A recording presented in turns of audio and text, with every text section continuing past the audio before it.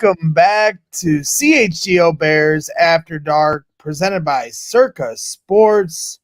Make sure you're downloading the Circa Sports app and heading out to their sports book in Waukegan as well. We're back and better than ever, celebrating a Victory Monday with my Victory cigar here outside, Woot. Out of my garage. Had to switch up the vibe today because I'm feeling good, Woot. What a great weekend.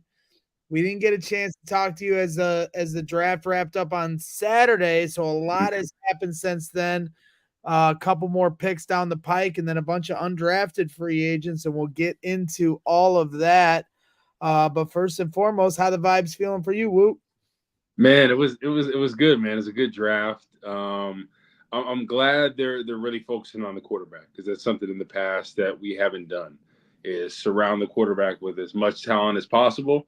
We made a lot of mistakes in the past with quarterbacks, scheme, coaching staff, not surrounding them with talent. And I think Poles is like, we're going to right the ship going forward. So I love that. Getting Caleb, getting Rome Odunze. I thought that was a great pick right there. I kind of thought maybe they'd go offensive, defensive line just because there's some holes there, but I like it. I think you have to make sure this year finishes with you feeling great about Caleb, the direction of this team. And I think Odunze is going to be a beast in this league. He's going to learn from two of the best in Keenan Allen and DJ Moore. So it's a great fit, Shane Waldron's system. I'm getting more excited for the season, honestly. It's good too. I said it. Chicago's the greatest summer city in the world, and honestly, if you had me pick, I would. And I love swimming. I love the summer. I love the sun. We could skip all that right now and get to training camp for all I care. I mean, I'm with you there. Yeah, but I think the players are like, come on, let me enjoy my off time, because as a former player, training camp you never loved. You love the fact that you're closer to the season, but like the grind of it is a different beast. But I know you try to enjoy your off time before the grind of the season. So, that boy blowing smoke like he Michael Jordan. Oh my God. Hey, it's a Victory Monday, man. We got, like I said, I'm vibing. I am vibing. I've never seen someone so excited when they picked Rome Odunze. Like, we all knew Caleb was number one pick, but Rome Odunze, when he got picked, you went absolutely nuts. You picked up one of your boys on the stage. Boy had pure excitement. Did you like that deadlift? Did you like that deadlift? I picked that grown man up from the bottom of the stage, 6 feet under me, deadlifted him straight up to the stage like it was nothing. What happened when we arm wrestled, though? Listen, what happened when I arm wrestled Steven, though, Mr. Flex? Hey, that's Steven. That ain't me. Don't act like for a minute you thought Steven was going to win or was going to lose to me. I thought he was going to lose. I really did. You had money on me, really? Yeah, I mean you're Braggs. You're Mr. Bricklayer. Like, you've been doing bricks for years. So I thought Steven, he's got these biceps that look good, but I thought there was no strength behind him. It's kind of like when people inject synthol in there. No, I'm just messing with you, Steve. Well, hey, for those of you who haven't seen it on Twitter, you can find a video of Woot absolutely dominating me in arm wrestling. But yeah, Ryan Poles absolutely has dominated here these last couple of years, rebuilding this roster. If you look at where this roster was when he first came here as a GM, after he traded Khalil Mack and a few other players, I mean, he ripped it down to the studs. And now all of a sudden, you've got one of the more high-octane offense. Yes, on paper, they have to put it into work and execute this thing now. But on paper, one of the more high-octane offenses in the entire NFL. I mean, to go from, Tyler Scott, Darnell Mooney, and DJ Moore to now DJ Moore, Keenan Allen, Rome Odunze, and Tyler Scott's your four. Now things are starting to fall into place a little more, correctly, at least, from the standpoint of being competitive in this league and at the very least in this division, in this conference. So, it's a fun thing. Everybody's itching and clawing to get your thoughts here on Austin Booker because we know your thoughts on how much they needed to address the defensive line. And they also got some undrafted free agents, a kid out of Illinois that lined up next to Johnny Newton that I want to get your thoughts on. But let's start with Austin Booker. A guy they traded back into the draft for, a guy that was ranked 61st on Adam Hogue and Nick Moriano's Bears 100 draft guide that was exclusive to our diehards here at CHGO. So you get him at pick 144 if I am doing my math correctly. Let me take a look and make sure I got this right. Austin Booker, the 9th pick in the 5th round. So I believe that's pick 144. You get him all the way there when he was ranked 61st on our draft guide. So, what are your feelings about Austin Booker out of Kansas? I know there's a lot of people that are very high on him. Daniel Jeremiah went as far to say as if he had stayed a year in college next year, that he might have gone in the back end of the first round. So, what are you seeing? Have I'm obviously, I know you did some research on him going into the draft, but what have you seen into him since the Bears drafted him? So obviously I was doing a lot of research before on him. What I love about him is his length, right? I know there's been like conflicting reports, like what his height really is. So they had him anywhere from almost 6'5" all the way to 6'6". Do you know what his true height is? Like what his combine height is? Is it 6'4" and some change? I can look it up while you're going. Yeah, that's what. But either way, when he's out there, he looks like he's 6'6". He's got long arms. What comes in mind is when I watched the Texas game, right? Texas has some great offensive linemen. They were a great team this year. I saw one time where he completely bull rushed the offensive tackle, the left tackle for Texas, took him back into the quarterback's lap, should have had a sack, just missed him. And then he had a spin move off that same left tackle. And I think the fact that Booker is only about 240, the fact that he generated so much power, only being 240, really had me intrigued. And the thing is, length is strength. So people think all the time, you got to be 290, you got to be 300 pounds to bull rush somebody. No, you don't. Simeon Rice did that a lot. He had a long arm stab that he threw Jonathan Ogden multiple times to the side. We used to watch his tape because Rod Marinelli coached him in Tampa. And the moral of the story is length is strength. Austin Booker has that. He has the get off. He has the quickness. And I agree with Daniel Jeremiah's viewpoint that if he would have stayed for another year and he puts on 15 pounds, keeps his speed, keeps his quickness, he'd be in the first round. He is that talented. I think he hasn't even scratched the surface of what he can be as a pass rusher. And what I'm envisioning him this year is obviously I think DeMarcus Walker and Montez Sweat will probably be the starters at base end. And a guy like Austin Booker is going to be in the rotation. And I think he'll be slated opposite Montez Sweat in that pass rush package. So I think that would be a great fit for him. And if he really picks this up well, and is really able to stuff the run, then I think he'd get a chance to start. But I think it is a steal in the draft. And Hogue had him, 62, I believe. I had him very high as well because he's that talented of a pass rusher. The big question mark was the run game. And I've seen times where he's been really stout against the run, other times not as much. So I think once he could really get the technique down, because, Braggs, like I said, the length is strength. Once he can get his arms out there, get that extension, you don't have to be 290 pounds. You get that separation over there. It's hard for those guys to get inside on you. But I love the pick. And we talked about addressing the defense. I like the length is strength saying. That's a good one. He's officially at the combine 6'4.5". 240 pounds with an arm of 33 7/8, so about 34 inches. And then some of his different combine result numbers ran about a 4.79 in the 40, 1.67 in the 10-yard split, a 32 and a half vertical, and his broad jump was 10 inches. And I know that's a big one. You played under Rod Marinelli. I know Rod Marinelli is a big proponent of the broad jump for defensive line. And why is that such an important thing for defensive line coaches when they're looking at evaluation? So I think it's explosion, right? Obviously the broad jump, the vertical, and then that 10-yard split. All of what he checks the boxes in there to show his explosion. When I see him on tape, he does have that explosive burst. It honestly seems like he's still coming into himself in his body. And it's unbelievable because of how powerful he is at times. Like you see him sometimes with the power or the long arm. And I'm like, man, this guy can be dangerous. And it reminded me a lot of Simeon Rice, that same body type. Simeon Rice was about, 6'4" and some change, 6'5", long arms, very lean. Like Simeon Rice, I don't even know if he weighed 240. They had him listed around 250. I don't know if he weighed that. He's very lean in that regard. So that would be awesome to see him really come into his own. And you remember a guy, Mark Anderson, that came out in his rookie year and had 13 sacks. Yeah, Eric's mentioning him here in the chat as well.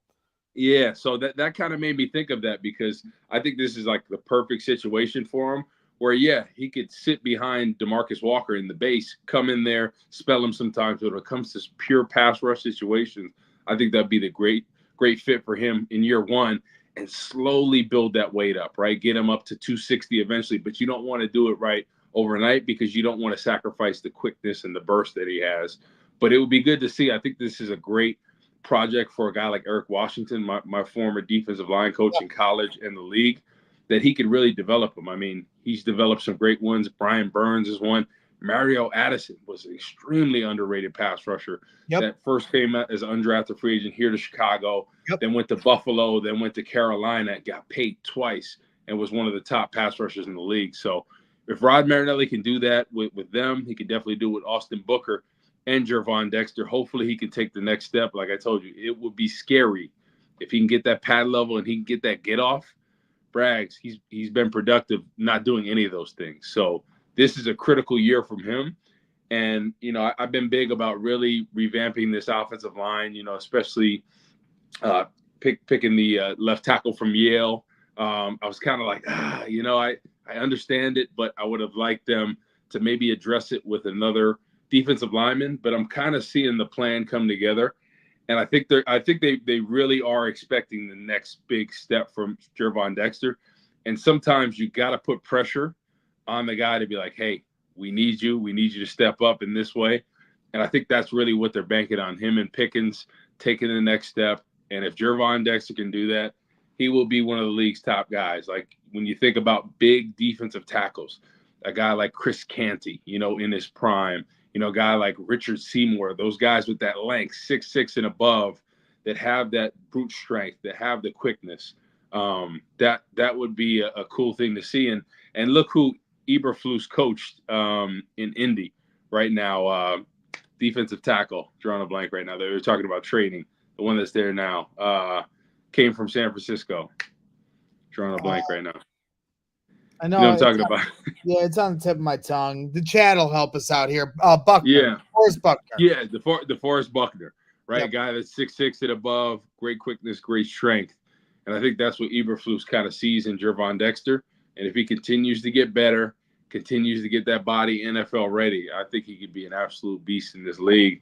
And I'm just hoping that they continue to stack up the defensive line and really develop these young guys, because they're the future. Obviously, it would have been nice to have some proven guys, but I'm kind of seeing the plan come together.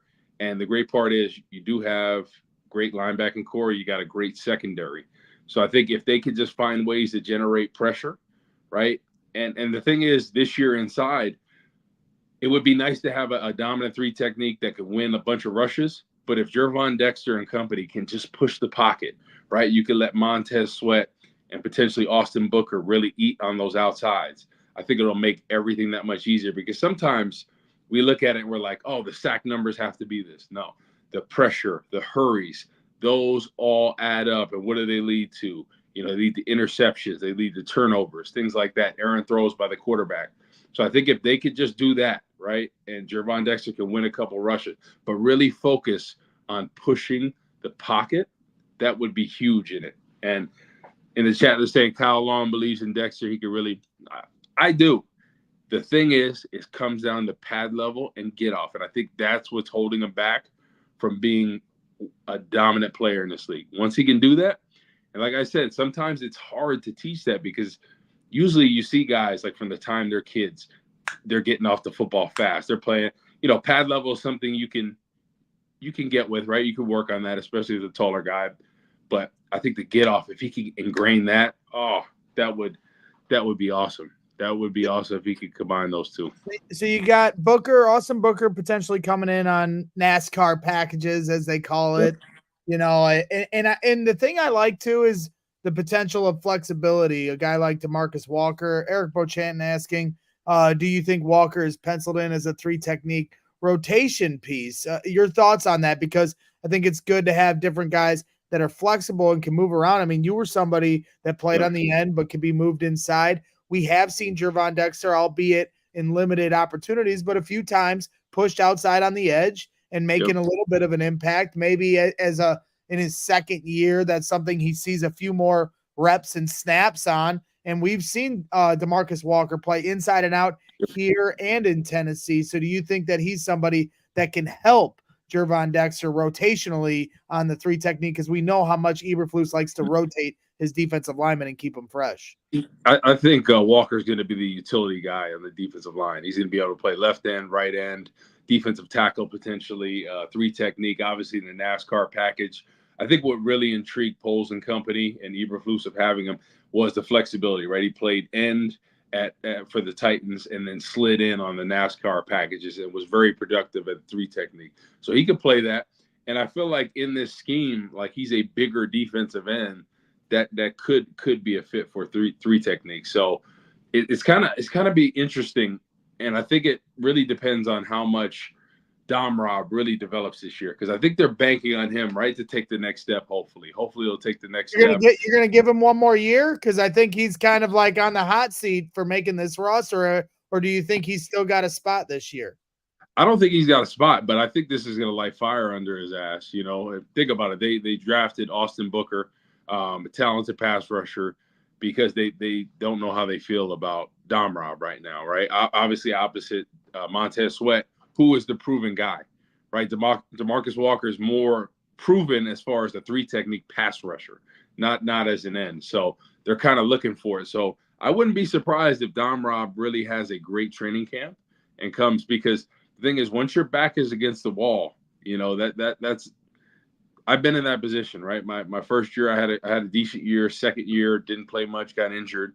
Going into the third year, Lovie Smith and company were like, "Hey, you got to prove something this year. Like, you haven't done anything."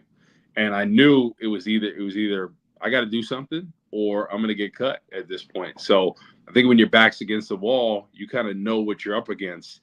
And Dom Rob's in that position right now. So I'm hoping he rises to the occasion. He takes it personally. He gets nasty out there, because I think that's ultimately, like, all it takes is that, I guarantee in the meetings and different stuff this offseason, they're probably like, "Hey, you need to get better, right? If not, you're not going to be here."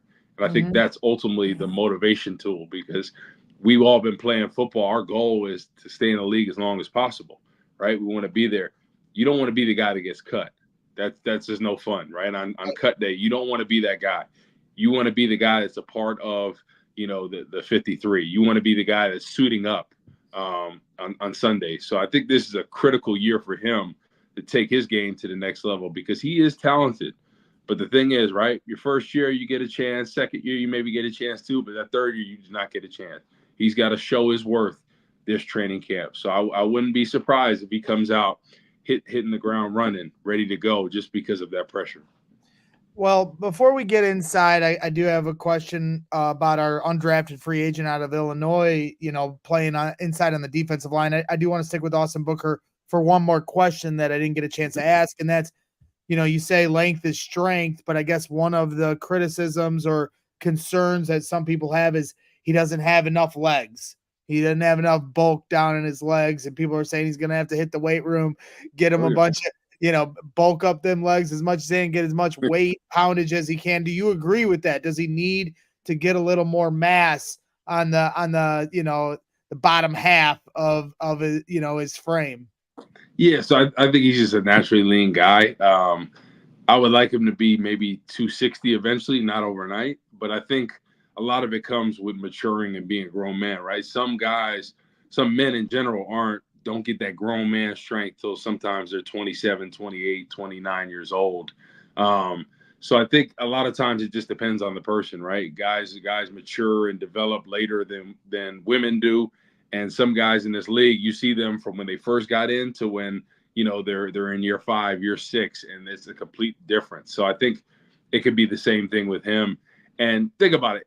It's worked for him for so long, and that's just his natural weight. So he probably really hasn't had to focus on trying to gain weight because it's worked for him. But at this next level, everything is different, right? The tackles are stronger. They're grown men. They got 3 or 4 kids. They're it's a different level of grown man strength. I remember, going against some guys when I first got in the league, and I'm like, dang, this dude's got a family. He's got kids. He got gray hair. Like, it is a different beast. Those savvy vet moves that they do to you. So you figure out quickly, like, what you need to do. And I think, obviously, this is going to be a critical year for him. And I think he can get it done pass rush-wise, right? My main concern might be in the run game. But I think that's something that they can offset, having Walker, having some other guys, and just, hey, your role this year is a situational pass rusher, similar to Mark Anderson, and that's where you make your hay there. So I'm hoping that, it's a process. I guarantee in a few years, if he continues to put in the work in the weight room, he's going to naturally gain the weight. But you just don't want to do it too early because that slows down guys. And in this league, what is this league? All about speed and quickness. Obviously, strength is important, but even the linebackers, right? Linebackers are lighter. They're quicker. They're almost like safeties nowadays because the name of the game, right? It's a passing league, and you want to run sideline to sideline. Same thing with the defensive ends. We're not running sideline to sideline, but it's all about quickness. So. Yep. Well, I guess we, speaking of that, like I said, just sticking to the defensive ends here for a minute. We did have a question in the chat from SYNN, and he says, what do you think of Emmanuel Ogbah out of played for the Miami Dolphins last year? He had 5 total sacks, an interception, a forced fumble. I think he played for the Chiefs as well. Yep. Defensive end, 6'4", 278 pounds. Yep. How familiar are you with him, and would he be a good fit here? Is that something you're looking at now that you're looking at the roster and specifically the defensive ends as a whole? Is there still a situation where they can bring in somebody like Emmanuel, or even bring in back, Yannick Ngakoue, who's going to be on the market? He probably, just like last year, he didn't get signed until training camp by the Bears. Could you see Ryan Poles pulling the trigger on Ogbah, or even bringing back Yannick, or do you have a preference? Yeah, I would rather pull the trigger on Ogbah because I feel like he's a proven guy that has been around for a while. He plays the run well. He's productive with the sack numbers, and that's what the Bears need. They need somebody that can step in, right, and be able to give you 5 to 7 sacks, and I think he's somebody that can do that. So I'll give you another piece of the puzzle as far as defensive end.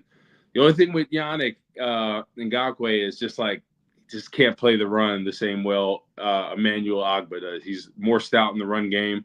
And I think this would be a better fit for them. So if I'm the Bears, I think for a depth piece and potentially being the starter, especially on base downs opposite Sweat, I think that would be a really good option for the Bears to pull the trigger on him if it made sense price-wise.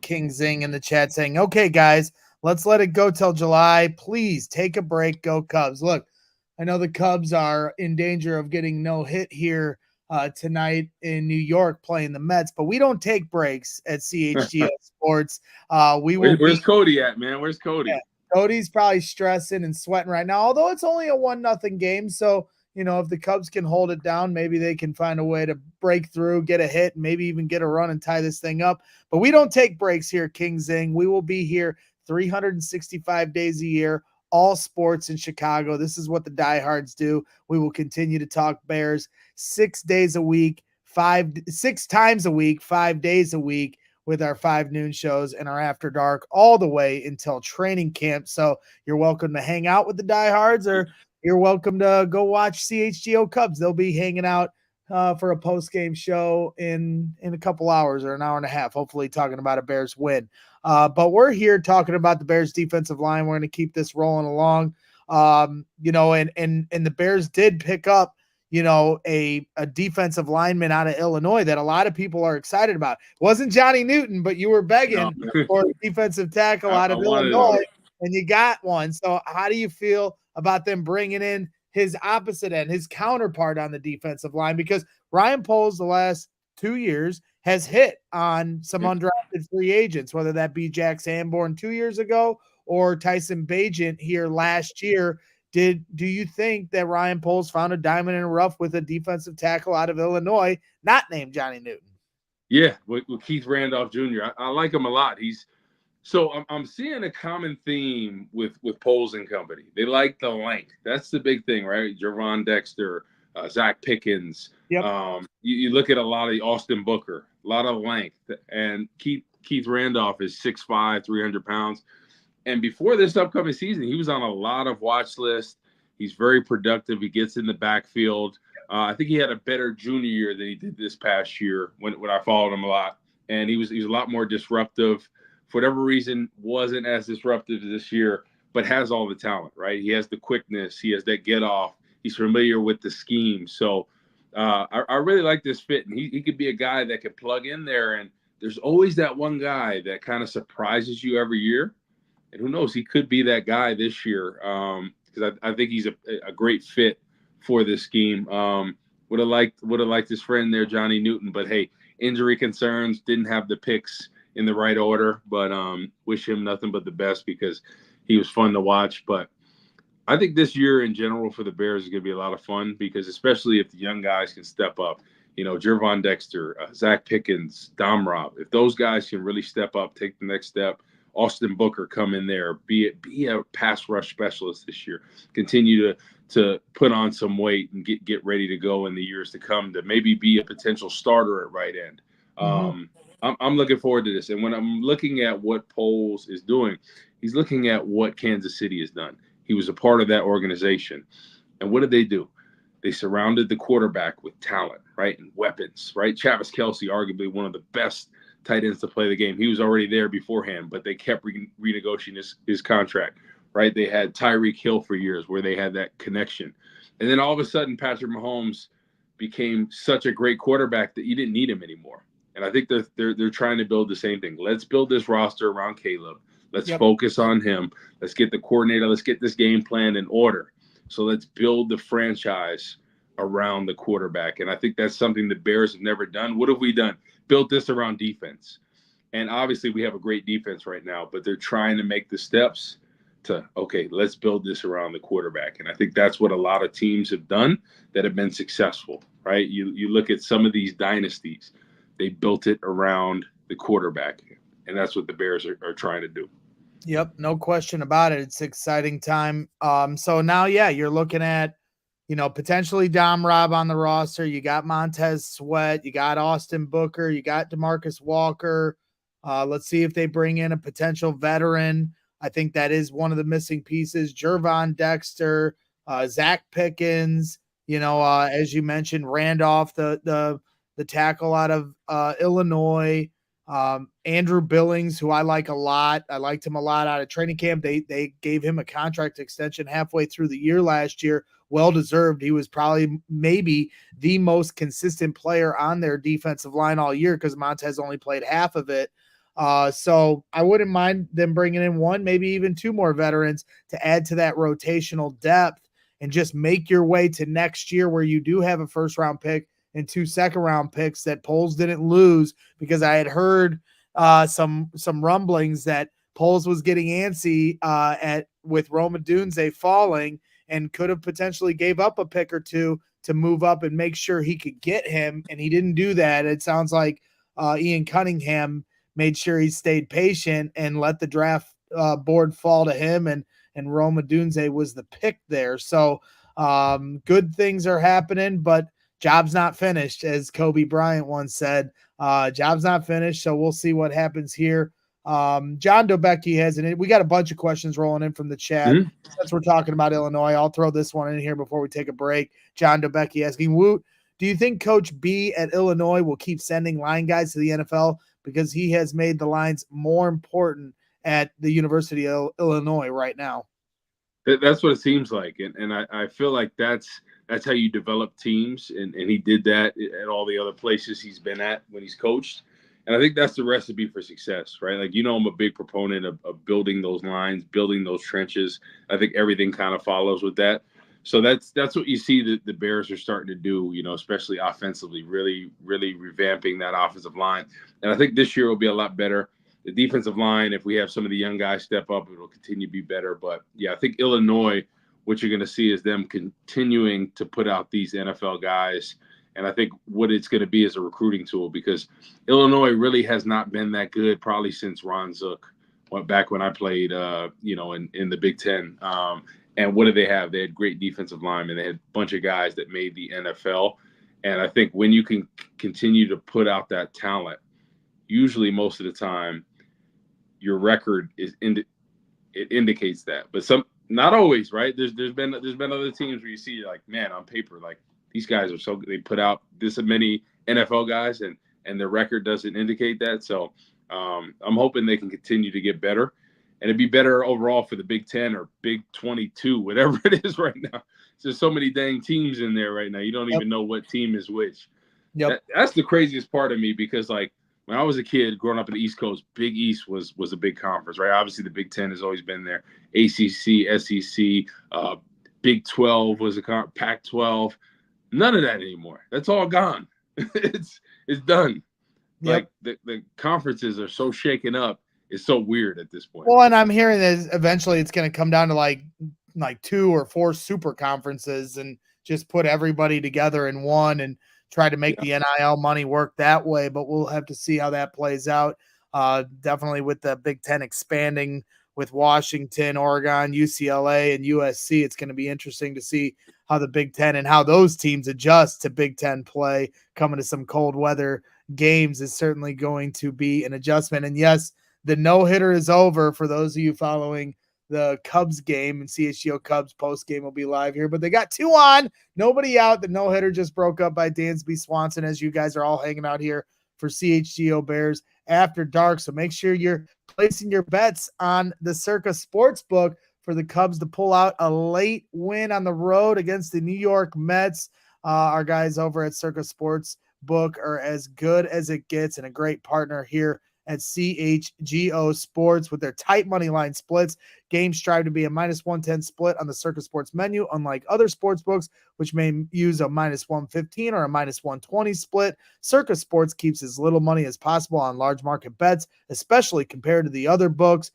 Very transparent. Circa Sports does not limit players based on their winnings. Every player has the same limits, unlike other books who do limit winning players. I encourage all bettors to download and explore the sports betting apps available to you and see for yourself. No better sportsbook has better lines than Circa Sportsbook. Their customer service second to none. Real people behind the Circa Sports brand who resolve issues in a timely fashion. And all aspects of the app are being run by the same team that runs the main Circa Sportsbook at Circa Resort and Casino in Las Vegas. So download the Circa Sports Illinois app at circasports.com/Illinois-app to sign up today. Also be on the lookout for Circa events, watch parties, and tailgates. If you or someone you may know has a gambling problem, call 1-800-GAMBLER or text GAMB to 833-234 or visit areyourreallywinning.com. And one of those Circa events will be here on Friday at Wrigley Field, our Friday 120 Club. For all you Cubs fans, come out to Murphy's Bleachers in the morning. Then we go to the bleachers for the Cubs game and all hang out. And then we go to Almost Home afterwards, where we'll be having a live post-game show hanging out. And maybe, just maybe, Caleb Williams will be throwing out the first pitch at Wrigley. I have a funny suspicion that might be the case here on Friday afternoon. I know some people are asking because I'm out here. I'm changing the vibe up out here in the garage, smoking a stogie. Somebody was asking earlier what am I smoking on. It's a Leatherwood Rose. That's my go-to for a good cigar. Got to have my victory cigar here on what I am calling the first Victory Monday of the 2024 year. One of many Victory Mondays to come, hopefully here on the football season once we finally get there. But we have a lot of different things to cover here this offseason, couple weeks away from the schedule release, OTAs, rookie minicamp for the whole team. And then, of course, training camp coming up July 20th, I believe, is going to be the first day of training camp because of that early week, because the Bears play in the Hall of Fame game. So you get an extra week of preseason games, you get an extra week of training camp coverage, and we will be there for it all here at CHGO Bears. So let's keep moving it along. You think they'll be at on Hard Knocks? Is Gary Rappaport right? Gary has been calling his shot for a good 2 months now. saying, hey, Eagle and Line saying, should we book Hard Knocks now? I'm sure if the NFL has it their way, the Bears will be on Hard Knocks, because there's no better team of the 3 teams that meet the criteria for not being able to veto Hard Knocks, and the Bears are one of them. It's hard to argue the Bears being the perfect candidate to get Hard Knocks. So, outside of the fact that I know George McCaskey vehemently hates it, but again, it may not be up to him. But Hoag's contention is, because they agreed to give up a home game and play a game in London this season, and when the schedule release comes out, we'll find out who we're playing and when, but we do know they are going to play in London. And if you go to allchgo.com, hit up our true fan travel package, you can put your deposit down right now. With all, if you end up not wanting to go, you can get your money back, but you can put your deposit down right now and get in on this amazing trip where our whole CHGO Bears team is going to go and do live shows and do a bunch of events. And obviously we're going to go to the game with you guys and have some fun. But Hoag's contention is, because they have the London game, that they won't also have Hard Knocks. But I'm on Team Gary's side, Corey, and I do believe that the NFL is going to say, hey, we know you hate this. Pull the Band-Aid. Caleb Williams is a Bear. Odunze is a Bear. This is one of the more exciting teams in football. We want you guys on Hard Knocks once and for all. And I think it is going to go down this year. And I think Caleb Williams would be great for, Hard Knocks. He obviously isn't camera shy by any means. And I just think this team's going to have a lot of personalities that can be put on display. And then I also have said for the last couple of years, just the history and tradition of this franchise, and Virginia McCaskey being in her last couple of years, who knows how much longer we'll have her here on this earth. Why not give her that last spotlight to really celebrate, her lineage and what she's done for this franchise and her story in the NFL. So I think there's a lot of different intriguing storylines to make them Hard Knocks. I mean, Corey, would you want this particular team to be on Hard Knocks? And would you have ever wanted to be on Hard Knocks? I know you said training camp wasn't your favorite time of year. Would Hard Knocks have been a distraction for you, or would that have been something that you welcomed? No, I would have liked that. That would have been cool to be on Hard Knocks, and especially like this year, like with the Bears and like all the hype, everything with the quarterback situation and all that. Like, I feel like it'd be a good opportunity for them to just get it all out there right before the season, so that way just get everything on the table. People could see how Caleb Williams truly is, and then they can make a decision off there, and not from what we've all heard from the media and leading up to this. So that way we can see, hey, the chemistry with the locker room, him as a quarterback, Odunze here, all the kind of pieces to the puzzle, Ryan Poles, Eberflus, how this team is bonding. And, I think it would be a good fit. Like you said, McCaskey and company, they don't like that. They don't like the idea. But I like the idea of getting ahead of everything, letting it be known that, hey, this is your young quarterback. This is who he is. And here's how his teammates embrace him. And I think that would be everything there. And it's like one of those things, like when Detroit was on Hard Knocks, right? That's when people started to love, Detroit because of Dan Campbell and company and just how he was. And yeah, people may say it's a distraction, but look where they're at right now. I think ultimately, like, everything happened how it should have for Detroit to be where they are.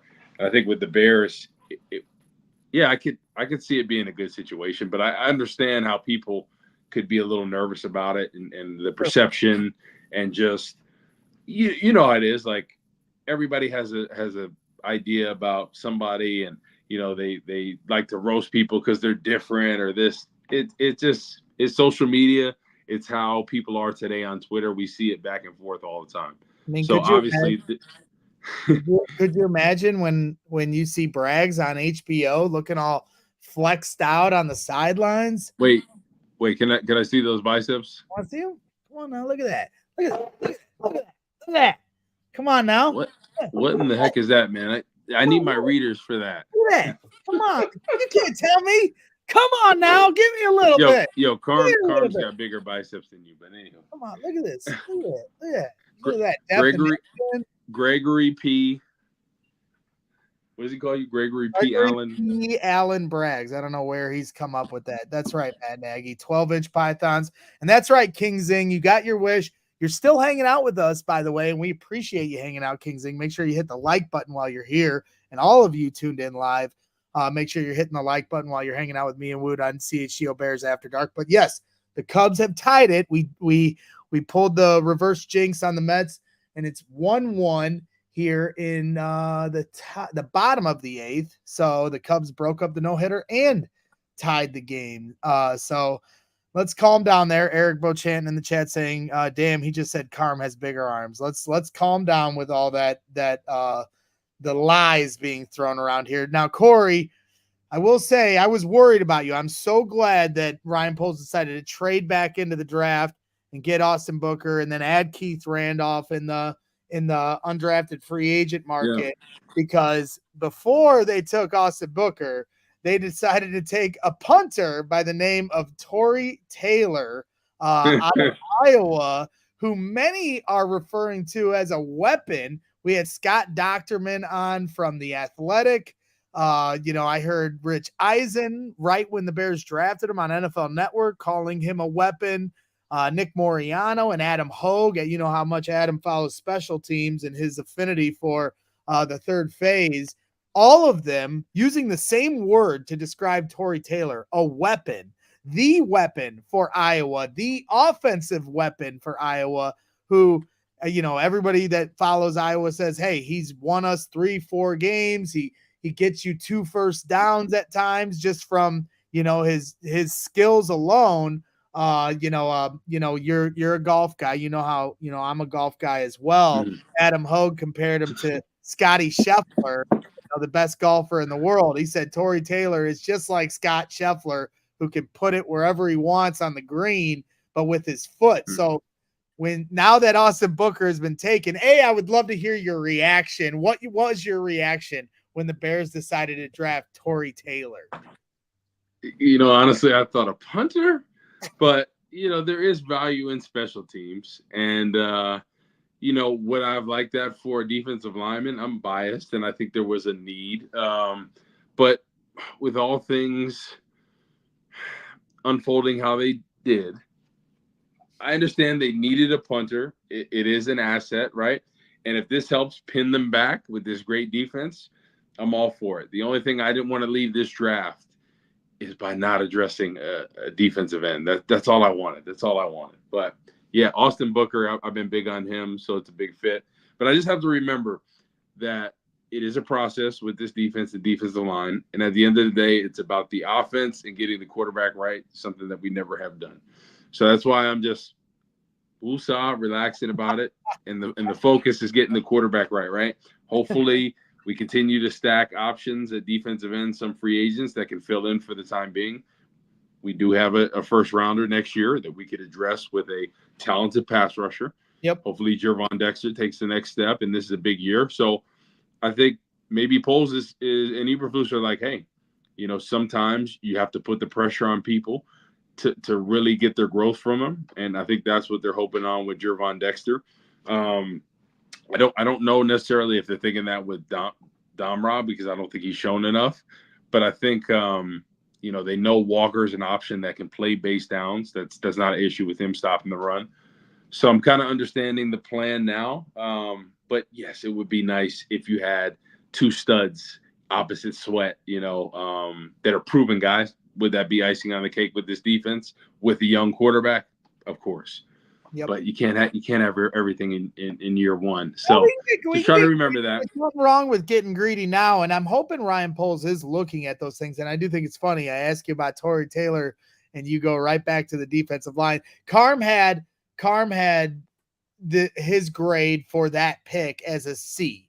He did not like it in the moment. I'm just drinking the Ryan Poles Kool-Aid. So anything he does, he can do no wrong in my eyes. And to me, when you get 3 what analysts are describing as weapons in Caleb Williams, Rome Odunze, and then a punter in Tory Taylor, who I wasn't expecting the Bears in the 4th round to be able to get a day 1 impact starter. And that's what this guy is going to be. And yeah, it's a punter. And yeah, you could argue, and I'm sure that as the season progresses, there's going to be somebody that was taken after him that plays well that the Bears didn't take. But at the end of the day, he was maybe a gold player, as Ryan Poles described it after the third round. When he spoke to the media, he said he had a handful of players that were still gold level players on his board available. So I have to imagine Torrey Taylor was one of them, taking him as high as they did. But at the end of the day, like I said, day one impact starter. This is the Caleb Williams era. The window to win now is open. So I understand the pick. But to your point about getting greedy, we talked a little bit about it on the show today, and I'm sure it'll be talked about more. But everybody keeps bringing up Trey Hendrickson potentially being available in a trade, similar age to Montez Sweat. And if you want to get crazy and give up one of your second round picks, obviously we all hope it's the Bears second round pick. But if you have to get even crazier and give up that Panthers second round pick, which everyone assumes is going to be the 33rd pick in the draft, hey, to me, I wouldn't be completely against it just from the fact of, like I said, the window is open now.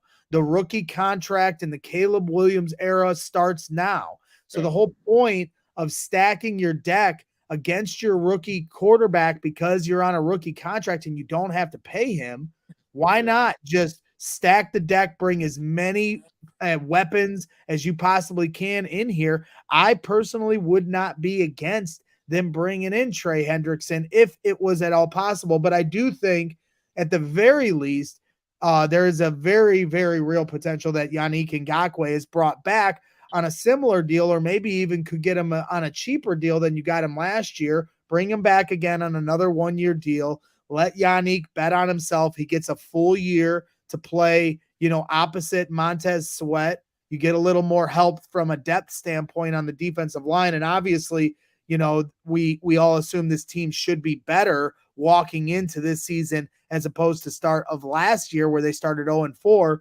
So to me, that I think is still on the table to bring in a veteran defensive end presence. But overall, I just have been very impressed with Ryan Poles and the job he's done rebuilding this whole roster. And now it just comes down to coaching. And like you said, Eric Washington should pay big dividends on the defensive line. We're all looking at this offensive coaching staff and how they're going to develop Caleb Williams and execute this, freshly new offense that they're going to have to install. And then Matt Eberflus, I think the microscope will be on him this year because expectations and hype will be so high, excuse me, for the second year in a row. And so situational football will be paramount, and he's got to make the right decisions this time around to get you over the finish line in some of these games that they should have won last year. And when you run into those situations this year, which they will, you got to make sure you win it. Now, the margin of error, I think, will be a little bigger because this team has more talent on it. But at the end of the day, you're still going to run into situations where you're going to have to make critical decisions on both offense and defense. And the buck stops with Matt Eberflus. So let's see what kind of decision making he does this year and see if he improves from last year. So let's kick it around here. We had a few questions here from the chat. We'll get through and then we'll call it a night here on CHGO Bears After Dark. Appreciate everybody tuning in. Once again, hit that like button here while you're hanging out. Eagle in line with another question here in the chat saying, Woot, how important is it to have veterans on a team who are willing to teach and work with the rookies? In your experience, who were some of the veterans maybe that helped you along the way when you first joined the Bears? Well, I think it's huge for that aspect. I think in this league, I think people get caught up too much with I'm competing against him and this, and it's a competition against yourself. And I feel like I learned that early on in the career. And Israel Odunze, probably one of my favorite teammates, right? Me and him competed for end position for multiple years, and he helped me out in any way. Even when I took the role as a starting end over him, he was such an awesome teammate. And I think anything that I needed help with, he helped me. And he was just such a stand-up guy. And that's what you need in the locker room. You need veteran guys that are going to help the young guys because they were in those shoes at one point in time. And they understood how hard it was to transition, because I think people don't realize how hard it is. You're like, oh, you're talented in college, you're just going to automatically translate. It's not like that, because the guys you're going against in college aren't all playing on Sundays. So when you get into the league, you try to do those moves that you try to do in college against some guy that's not playing on Sundays, and it worked then. But then when you're going against a grown man, it doesn't. So Israel Odunze was always a guy for me that just like adamant pro, like he was such a good pro. Like he took his job serious. He went about things the right way. He was a good role model. Any young person that needed advice, even off the field, he would help them out about. So I think he was just such a stand-up guy, and I think that's why he was a fan favorite. Guy from Canada, right, that was playing special teams, running down the field, 6'6", 300+ pounds, putting his body on the line, then working his way, from being a special teamer to playing defensive tackle to then being defensive end.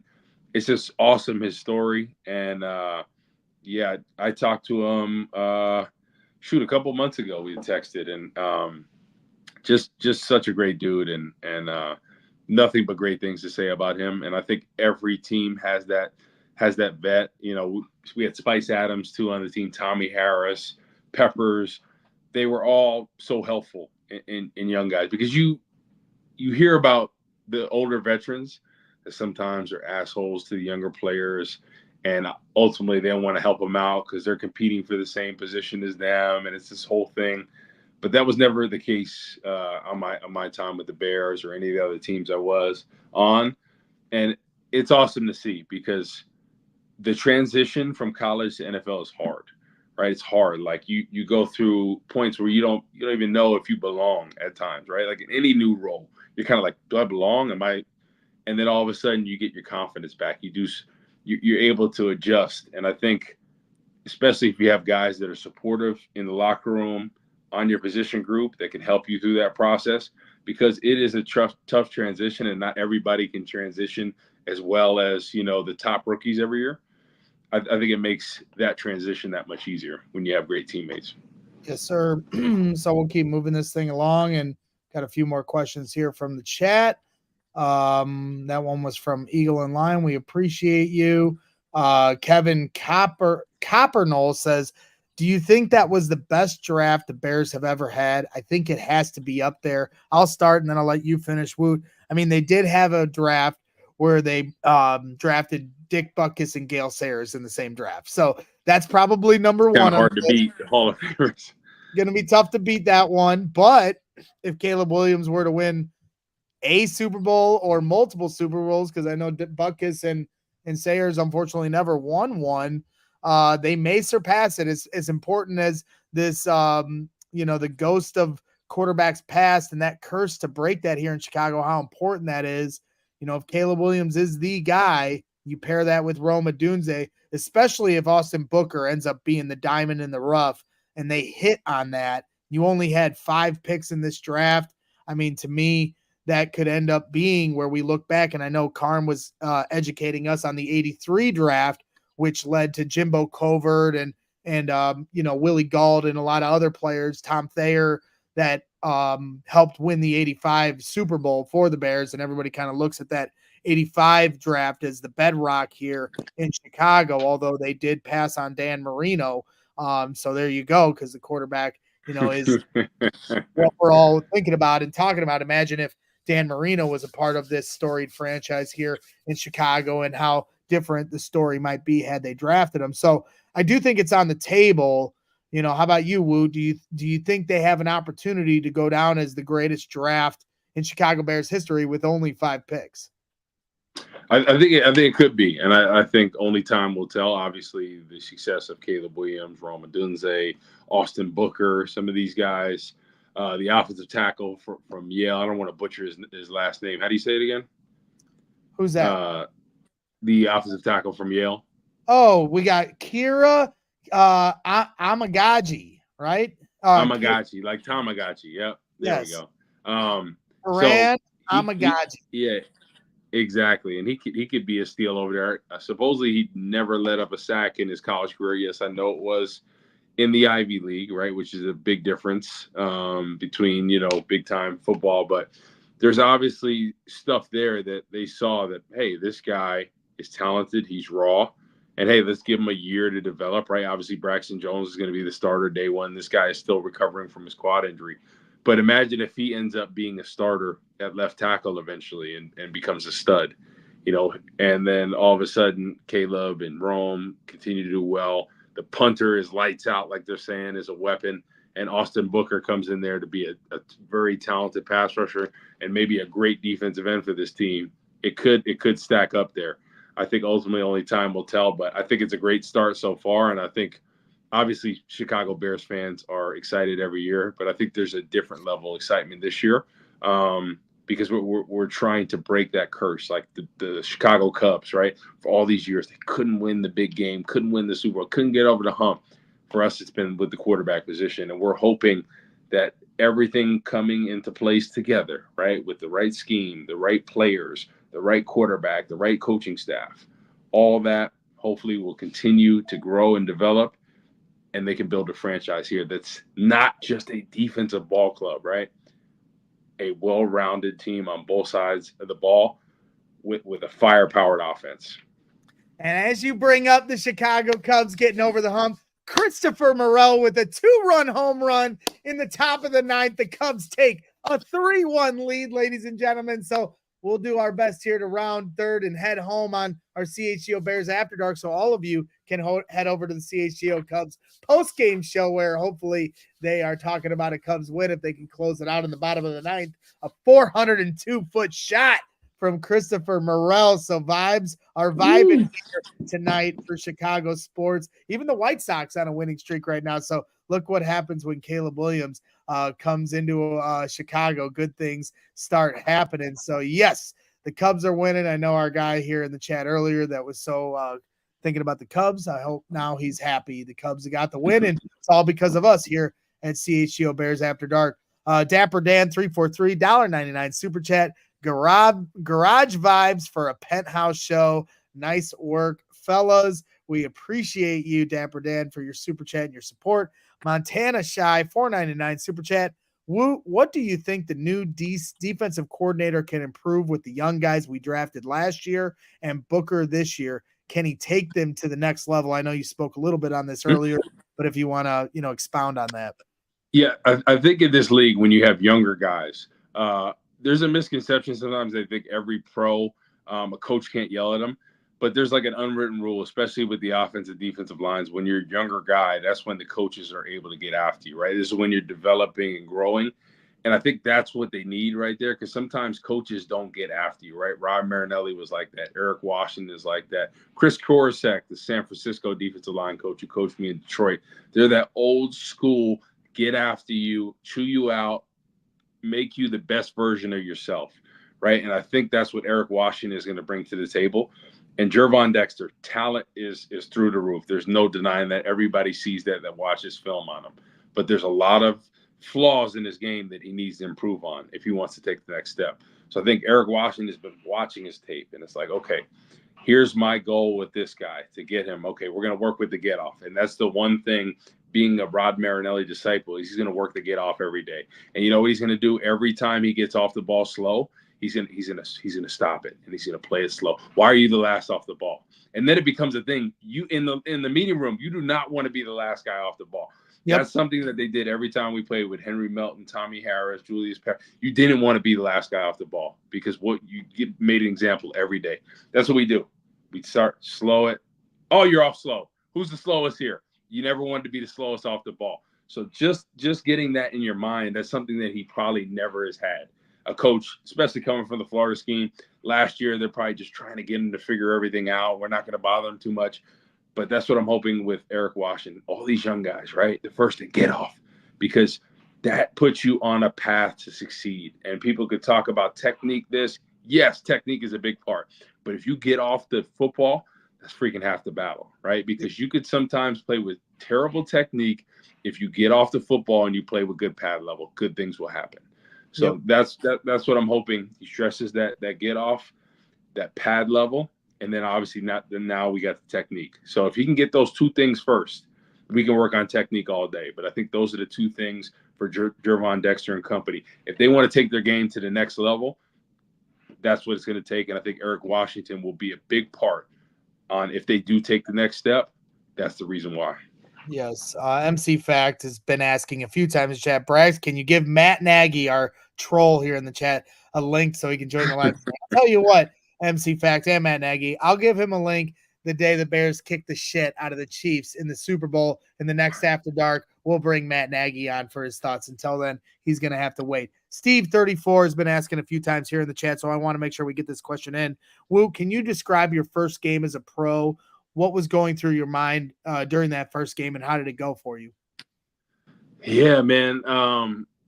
First game as a pro. I'm trying to remember what game it was. Like, I'm drawing a blank, honestly. I just keep thinking of my rookie year with the Minnesota game. Like that's the one that comes up. Like that's like my first game, kind of, but not really. Well, then your first memory as a pro, since we won't yeah. spot. So I would say my first memory was or good memory rather of playing in a game was that Minnesota game, definitely by far. Obviously, Devin Hester breaking the record, us winning the NFC North, and then getting my first sack on Brett Favre, which was unbelievable. I never had so many text messages in my life, but I think that's something that it was just like such a surreal experience because your whole life, right? Your goal as a kid is to make the NFL. And do you really think that's going to happen? Like I've had times throughout my life, high school, college, you kind of doubt if you can do it. And, I think ultimately, like you just continue working, you continue putting your head down, you continue working towards a goal and good things start to happen. Then you start to get noticed. And, it was a feeling like no other when I first saw my jersey in there. You're suiting up, you're running out the tunnel. That's an awesome feeling. And like obviously playing was a great thing, but 2012 when I got called as a starter, that was the biggest deal to me.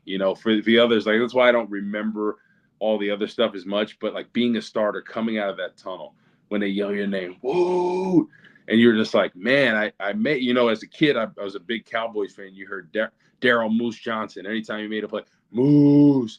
And when I made a play for the Bears, they say, woo. And that was just the most awesome feeling in the world because you feel like you're on top of the world, especially if you get a sack or something. There was no feeling like that. So, they were all yelling, woo. But I was going, woo. No, I'm kidding. Yeah, right. You want to say that next time I see you, man? Come on, man. I'm going to be in the studio all this year. Nah, I was fanboying up. You're always good to me at training camp. And now you got to put up with me every week on CHGO Bears After Dark. And I tell everyone how good of friends we are. Like when I'm out and when I introduce myself now, I'm like, hey, I'm Corey Wootton's friend. I'm Greg Braggs. That's how I introduce myself now. So okay. Yeah. I'm sure that's how you introduce yourself. Hey, I'm Greg Braggs' friend, Corey Wootton. Right? Oh, I say that all the time. So yeah, Big Flex Braggs, right? That's what you call me, right? Ooh, I don't know. That arm wrestling will say otherwise, man. Listen, come on now. You don't count. You're a cheat code. Fact 10 here in the chat saying Travis Smith, who is the D-line coach or a D-line coach here in Chicago, was Max Crosby's D-line coach from 2019 to 2022 with the Raiders. Some people throwing some, outwardly comps to, Austin Booker. If that ends up being the result, you can just build Ryan Poles' statue, although I'm already building this statue for Poles. Yeah. The thing about it is obviously if he could be anywhere close to Max Crosby, that would be an awesome thing. Yeah. I hear Max Crosby and Jason Taylor. I'm like, all right, slow down, everybody. I would love that, but let's take a step at a time. I think the thing is, right, like everybody is talented in this league. And I've always been a firm believer in that. Like you can make an argument for any of these picks, but it's crucial to development. And I think like these young defensive linemen are in the correct hands with Eric Washington and company to take them to the next level. And that's what you need. Like all the teams that have historically done well, what have they done extremely well? Develop young talent. And I think for the Bears to take the next step, what do they have to do, especially on this defensive line? Really develop that young talent. If that's something they can do, I think they'll have a great defensive line for years to come. And what's better than a steal in the 5th round eventually being a Pro Bowler or a consistent starter? Right. There's nothing better than that, right? Braxton Jones being a pick in the 5th round, multi-year starter, about to start his 3rd year right now. So there's nothing better than having steals in the draft and developing that talent. So even a guy like Braxton Jones, what if he takes the next step this year and is a complete shutdown guy? I think that can be an option as well. Like it really can. Like guys continue to improve every year. Obviously, you go off what the guy did last year, but you saw the difference between year 1 and year 2. There's no reason why he shouldn't continue to get better. So who knows? This could be an option where he's a top 10 tackle by the end of the year, and then you're in a pretty good situation where you have options. Well, and I think by some grading metrics, they already have him around the top 10, the top 10 as an offensive tackle, as a left tackle here in this league. So we'll see if Caleb Williams is the tide that lifts all ships here in Chicago. Let's certainly hope so. Got FMF, Doc Willie saying Crown Point sucks. Final warning, Doc. Keep talking trash about my hometown next time you're ever in this chat. We'll see what you got to say then. Matt Nagy, who's one of our loyal listeners here in the chat, saying this is an upper body business. Don't waste your time on leg day, boys.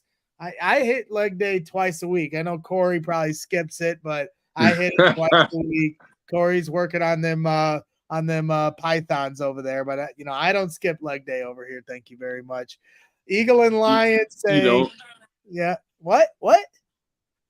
Oh, what'd you say, Corey? I didn't say anything. Eagle and Lion saying it is a victory. Yeah, that's right. Eagle Line saying it is a victory Monday, Braggs. Indeed it is.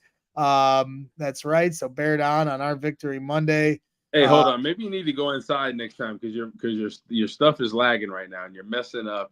You're messing up after dark right now. Is it? Yeah, you're lagging right now, bro. Okay.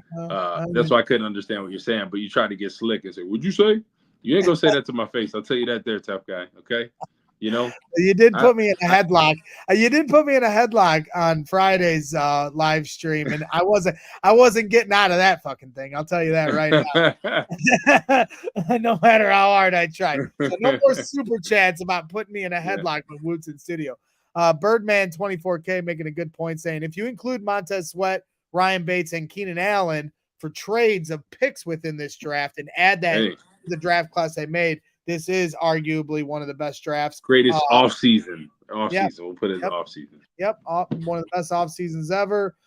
In a Chicago fan's perspective. Is this guy in his garage? You're goddamn right. I'm in my garage celebrating a victory Monday the right way. Good vibes. Summer is here in Chicago, and the Chicago Bears are back. So that wraps things up for CHGO Bears After Dark as the Cubs are trying to squeeze out a win after being no hit for 8 innings. They're up 3-1 in the bottom of the 9th, but the Mets have 2 on with 1 out. So you'll have to see how that wraps up and see if the CHGO Cubs crew is going to be celebrating a win on their post-game show. So we shall see. So that wraps things up for tonight. Once again, hit that like button. If you guys are still here hanging out, subscribe to the channel if you haven't already. Corey, we appreciate you giving all your insights to this new Bears team in this new era here in Chicago. We really didn't even talk that much about Caleb Williams tonight, and that just goes to show you how many positive things across this roster and this franchise there are to talk about. We're going to have plenty of time to gush over one Caleb Williams. So exciting times ahead. This is day 1 here on Bears After Dark of the new era in Chicago, and I couldn't be more excited to break it all down with you over the summer as we gear towards training camp.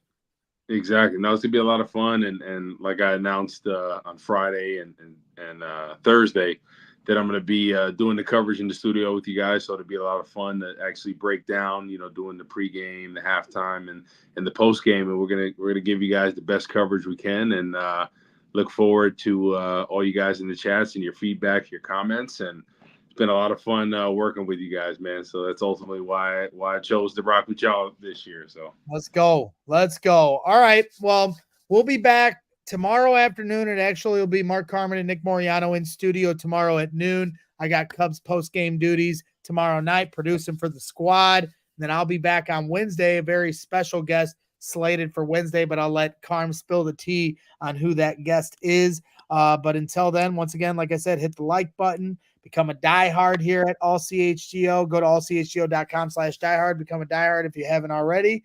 And until then, we'll see you tomorrow afternoon. And always, bear down. We all silly like the mayor.